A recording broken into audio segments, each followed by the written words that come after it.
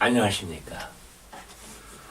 목회에서 동력자, 이런 제목으로 에베소 4장 11절 12절을 제가 정리하여 여러 번 강의한 적이 있습니다. 이 시간에는 그것을 한번 말씀드리려고 합니다. 저는 교회에서 가서 세미나 할 때마다 목회에서 동력자라고 생각하십니까? 그런 질문을 던정을 합니다. 근데 대개 그렇게 생각하는 분들은 없었습니다. 장로님, 권사님, 직선한 말로라고 대개 협력자, 우리는 협력한다, 그렇게들 생각하고 있었습니다. 협력자, 협조자. 우선 이런 생각에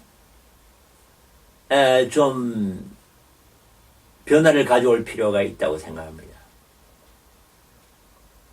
우리가 잘 아는 강남의 큰 교회도 사실 제자화로 유명한 교회였지만 평신도를 동력자로 세우는 교회, 그런 존재로 바꿔서 진행하고 있습니다. 미국 캘리포니아 샌디에고 웨슬리안 철치의 짐 갈로우 목사도 파트너스 인 미니스트리라는 책을 썼는데 뚜르 대학교 PhD 논문이었습니다. 물론 이것은 요한 웨슬레이의 레이 미니스트를 연구하여 논문을 발표한 것입니다. 목회에서 동력자가 된다는 것은 무엇인가? 어떻게 해야 동력자가 되는가 하는 문제입니다. 훌러신학교 교회성장연구소 칼 조지 목사님 말하기를 미국 교회를 보니까 교회가 힘이 없는 것은 평신도들 리더십이 개발이 안 되어 있다, 그렇게 말하면서 레이 리더십을 개발해야 된다, 그렇게 강조를 하고 있습니다. 교회들이 힘이 없는 것을 보니까 레이 리더십이 개발이 안 돼 있더라. 헬퍼, 돕는다, 조력자 정도로 그렇게 하고 있더라 얘기죠. 자, 21세기에 이르러서는 이런 문제를 하기 위해서 여러 가지 이름을 붙여가며 사역이 진행하여 있습니다. 자, 어떤 이름을 하든지, 예를 들어, 셀, 홈처치, 또는 NCD, 어떤 이름으로 하든지 간에 목표는 이 레이 리더십이 개발되어야 되는 것이 지당한 것입니다. 이것을 중점적으로 다뤄야 하는 것이 앞으로, 현재와 미래의 목회 방향이라고 보는 것입니다. 레이 리더십, 평신도 리더십 개발. 자, 이런 과제를 놓고 우리 사역을 한번 본다면은, 우리 사역이 시작된 것은 제자화나 그런 소그룹보다는 이게 개인적인 돌봄 사역이 되는 것입니다. 돌보다 보면 나중에 양육으로 진행된다는 것이죠. 먼저 양육을 강조하다가, 물론 칼 조지는 양육을 먼저 강조했습니다만, 물론 어느 정도 성장된 미국 교회를 말하는 것이죠. 양육을 먼저 강조하기보다 돌봄을 강조하여 진행하다 보면 그게 또 양육이 들어가게 돼 있다는 것이죠. 에베소서 4장 11절 12절이 바로 평신도 목회, 레이 패스토럴 케어의 출발점입니다. 평신도 목회에 관한 수백 권, 수십 권의 책을 본다 할지라도 에베소 4장 12절 뺄 수가 없습니다. 오카넬 목사님도 두 번째 책에 그걸 강조했습니다. 가정교회 최영기 목사님도 에베소 4장 11절, 12절을 강조했습니다. 물론 16절까지 이것을 연장하는 학자도 있습니다. 그건 바로 김상봉 목사님이신데요. 일단 개념은 11절, 12절, 메시지입니다. 그가 온 사도라 오는 선지자라 온 복음을 전하자로 혹은 목사와 교사라 주시니 이는 성도를 온전케 하며 봉사의 일을 하게 하면 그리스도의 몸을 세우려 하십니다.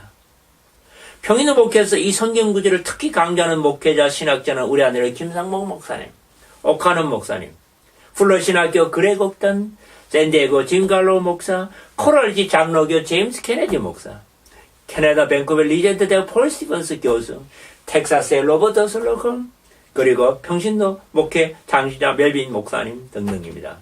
한국 사람으로서는 일러주의 김정옥 목사님 주사님께, 그리고 휴스턴 침례교회 최인기 목사님이라고 볼 수가 있겠습니다.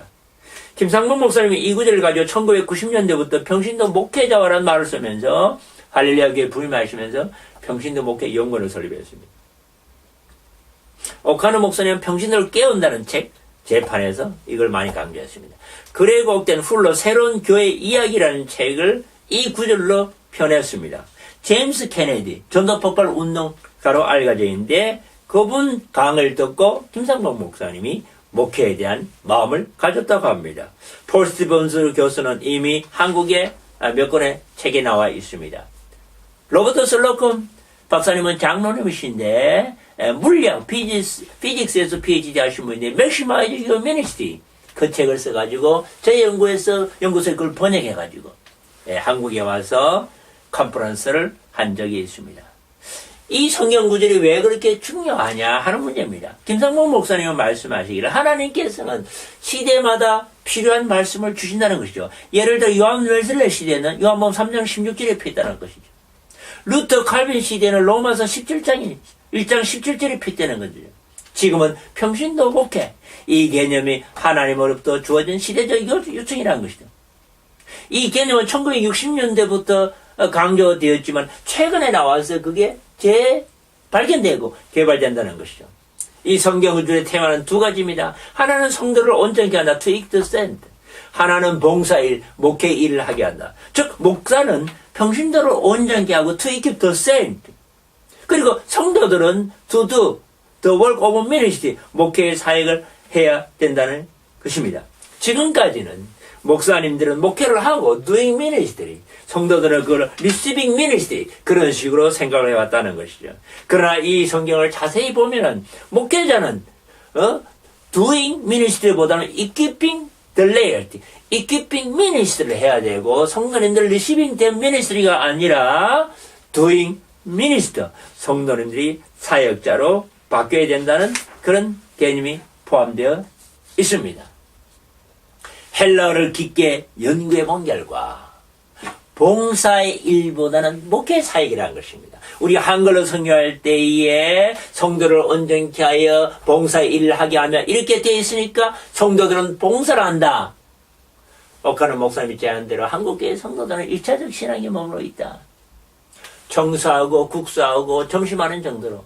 왜? 성경 보면 봉사의 일이라고 나와 있으니까요. 그러나 헬라어로 봉사의 일이란 것은 반쪽밖에 안 되는 것이고 원래는 the work of ministry.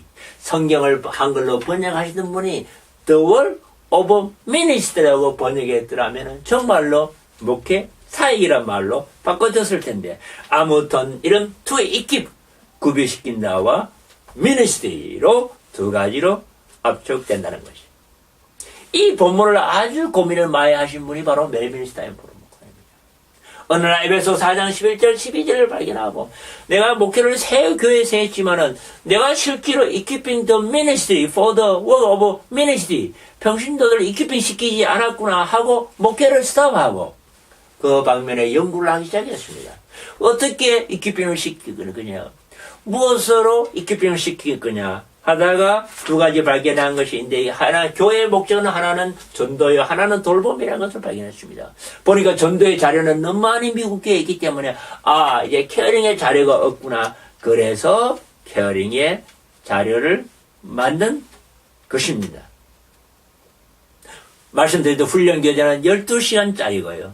미국에서는 15시간씩 하지만 한국에서는 12시간으로 그렇게 강의하고 있는 것입니다. 제가 주로 이틀 저녁으로 12시간에 걸쳐서 훈련시켜 보니까 우리가 바라는 동력자, 평신도 리더십, 그리고 개인 및 교회 성장 또는 성숙의 결과를 가지고 오는 것을 제가 발견했습니다. 12시간 길면은 지루하고요. 12시간보다 약하면은 덜 충만되는 것을 보았습니다. 12시간 해야지 80%, 90%가 해결되는 것입니다. 왜 돌봄이 이렇게 중요한가? 우리가 잘 아는 유명한 리더십 전문가 존 맥스웰은 말했습니다. 교회는 돌볼 수 있는 역량만큼 성장한다는 것입니다. 성장을 잘 안 하는 교회를 보면 교회 문화가 서로 accepting하고 understanding하고 이렇게 서로 용납하는 그런 문화가 부족한 것을 알 수가 있습니다. 돌보는 역량이 안 갖추어진 교회는 어떻게 됩니까? 앞문으로 한 사람 들어오면은 뒷문으로 2명, 3명 나가고 마는 것입니다. 그래서 뒷문을 다시 닫아라. 뒷문을 다시 열라. Reopening the back door. 한국은 뒷문을 막아라. 명성훈 목사님이 그렇게 했는데 케네라 호크라는 목사님은 나간 사람을 다시 열어라. Reopening the back door. 왜? 케어링을 통해서 나간 사람들을 다시 받아들여라. 이겁니다. 케어링 처치. 돌보는 교회가 관건입니다. 그러나 성도님들은 그냥 돌보는 것이 아닙니다. 그냥 자연스럽게 되는 것이 아닙니다. 의도적인 노력과 시스템, 페이스 미니스트리, 이런 의도적인 목회 시스템이 제공될 때에, 그리고 에베소 4장 11절, 12절 신학과 개념이 성도들께 소멸될 때에 바로 평신도 리더십이 개발돼서 교회의 변화가 오는다는 것을 확인하고 또 그런 많은 경험을 지난 10년 이상 했던 것입니다. 감사합니다.